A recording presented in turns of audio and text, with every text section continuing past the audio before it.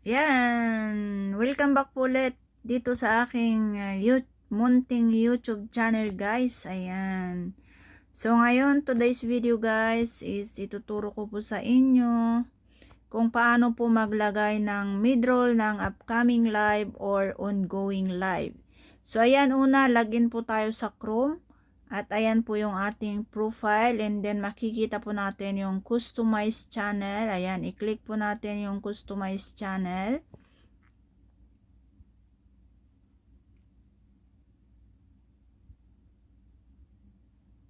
And then ayan, naka-login na po siya. Sa ating right side po, makikita po natin dyan yung ating mga dashboard, content, analytics at community, mga dollars. Ayan, i-click po natin yung ating content. I-click po natin yung content, and then hanapin po natin yung video short live, and then i-click po natin yung ating live. Okay, then ayan po yung aking live, ongoing po yung aking live, and then i-click ko lang po yung box dito sa tabi, and then na-click ko na yung box, and then click na natin yung box, then i-click po natin siya.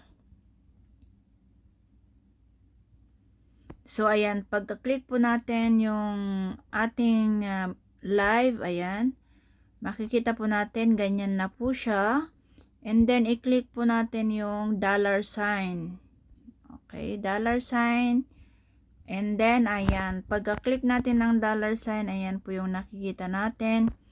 And then ayan, let YouTube insert mid-roll.